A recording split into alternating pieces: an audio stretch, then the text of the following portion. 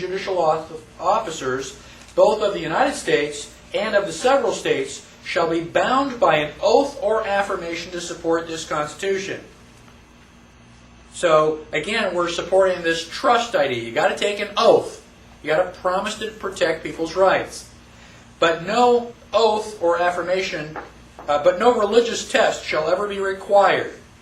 So, we can't eliminate certain religions or even atheists. You can't have a religious test. Article 7 is basically just signed, sealed, delivered, I'm yours. It just says the 17th day of September, 1787, blah, blah, blah, blah, and this is, done and good. So the 7th Amendment is mostly signatures, and the 6th Amendment the 6th article is relatively short. So the three that are, typically important are 1, 2, and 3, legislative, executive, judicial. 4 establishes the relationship between the states and the federal. 5 is how do you amend it. 6 is we're going to keep our debts. And 7 is we're out of here. Put your signature down. Now, should we properly refer to the government as federal or national? Well, I'm just telling you what the Constitution says. I didn't say that I like all of it. Mike, and some of those debts and contracts were with England also. Yeah, that may be true. France and Spain, but also Yeah. England they had to pay. Whatever the debts were prior, during the Articles of Confederation, those were all valid. So we were not going to be real scumbags and eliminate the debt just by refusing to pay. Okay. So now, before it would be ratified, several of the states demanded that we have a Bill of Rights. It gives a whole lot of power to the federal government, and we're worried about that. And so we want it, and they said, well, you got your rights. Alexander Hamilton said, don't worry about it. You don't need to put that on paper. Yeah, right. We want it in writing. So, most people know that the Constitution has a preamble. Most people do not know that the Bill of Rights also has a preamble. I was reading that in some book. It said the preamble to the Bill of Rights. They went, typo. They meant Bill of Rights, preamble to the Constitution. And they started giving me something I had never read before, and I jumped up because I've got the Constitution and the Bill of Rights hanging in my hallway. And I went over and I looked at it, and I went, go to hell.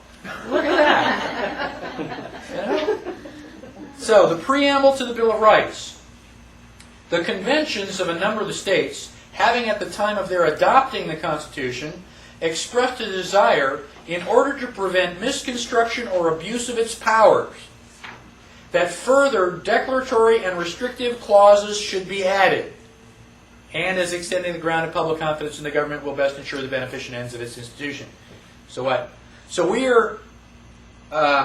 wrote the Bill of Rights to prevent misconstruction or abuse of its powers. Whose powers? Congress, the government. Okay? So we don't want them to get out of hand. So what are we going to do? We are going to add further declaratory and restrictive clauses. Does a declaratory clause ask for permission? No.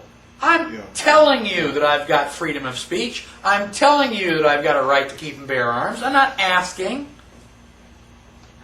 These are further restrictive clauses.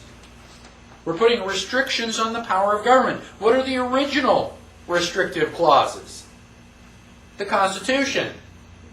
So the Constitution are restrictions on Congress's power, and we're going to add further restrictions. The Bill of Rights cannot be repealed. You can't go in and say, well, we're just going to scratch out the Second Amendment. We don't need that anymore. Wait a minute. You didn't give it to us in the first place. You can't take it back. We gave it to you. We are telling you that we have freedom of religion. Not asking. So, but how do we stop them? Because we can get an amendment to change the Bill of Rights, like we have other amendments.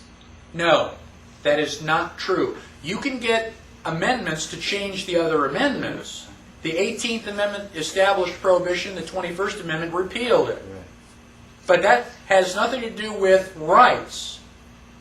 If we can change, let's talk about Rosie O'Donnell, because we're going to talk about all of these amendments. Right? Second Amendment, the right to keep and bear arms. Rosie O'Donnell and her million moms want to go to Washington, and they say, all we got to do is just get enough moms to vote, and we're going to just repeal the Second Amendment. And we're going to take away, your right to keep and bear arms. Okay, let's take that and say, you're going to repeal my Second Amendment, so I'm going to go to Washington with my billion fathers, and we're going to repeal we're going to repeal the First Amendment. We're just going to take away your freedom of religion. You going to do that? You going to sit still for any of that? I say you can't go to church unless you're, Branch Davidian. Ever going to change over to Branch Davidian? No! We didn't give you freedom of religion. You were born with it. Nobody can take it away from you. It is unalienable. It's a part of who you are. It's like the dreams that you had last night. You can tell me your dreams, but you can't give them to me.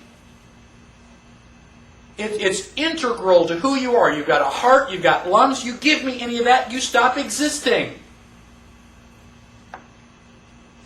I can kill you, but I can't take away your right to life. I can violate your right to life, but I can't take it away from you. They cannot take away your freedom of religion, your freedom of speech, or a right to keep and bear arms. The Bill of Rights doesn't give it to you in the first place. I understand that. But they can modify the Constitution, including the Bill of Rights, if we don't stop them. They can burn it. They can shred it. They can get rid of the Declaration of Independence. That doesn't make your rights go away. So let them make any changes they want. They can shred the Bill of Rights. They're ignoring it so much anyway. That's the whole The Constitution is only a national monument, under nitrogen gas in Washington, D.C. It's a novelty. It is something to look at. Here, kids. What's it say, Dad? I don't know. It's the Bill of Rights. You think I know what the heck the Bill of Rights says? I went to a government-controlled school. I have no idea what my rights are. I don't have a concealed carry permit. Won't get one, don't want one, don't need one. Don't need permission from anybody. People say, well, the interpretation of the Supreme Court is the only one that counts when we're talking about the Second Amendment. Oh, really?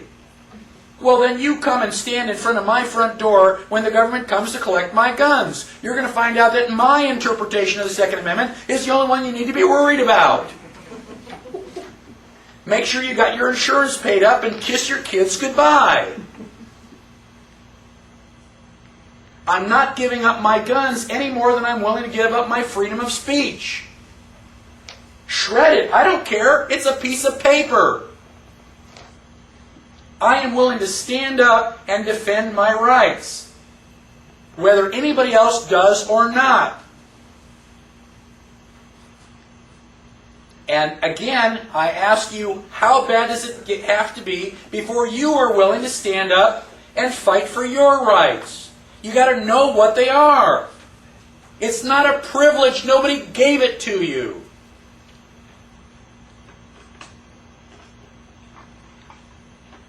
Now they are printed, they are enumerated by the Bill of Rights. They are listed.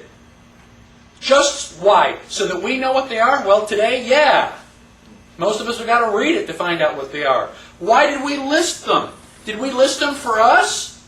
For the government. No, we listed them for the government. It says these are the things that are our rights. Keep your hands off.